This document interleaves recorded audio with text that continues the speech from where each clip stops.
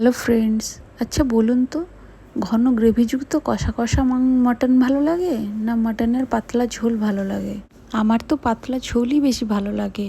তেলে গোটা গরম মশলা দিয়ে পেঁয়াজের সাথে সমস্ত মশলা ভালো করে কষিয়ে নিয়ে, অল্প টমেটো দিয়ে ভালো করে কষিয়ে নিয়ে মাটন আলু সমস্ত কিছু প্রেসার কুকারে দিয়ে পরিমাণ মতো জল দিয়ে 4-5 বার মতো সিটি মেরে নিলেই রেডি মাটনের পাতলা ঝোল। ঝোলটা নামিয়ে নেওয়ার পর তার উপর গরম মশলার গুঁড়ো আর একটু ঘি দিয়ে দিলেই রেডি আমাদের মাটনের পাতলা ঝোল। খেতে তো খুবই অসাধারণ, দেখতেও যেমন, এবং মাংসগুলো নরম তুলতুলে হয়ে যায় একদম।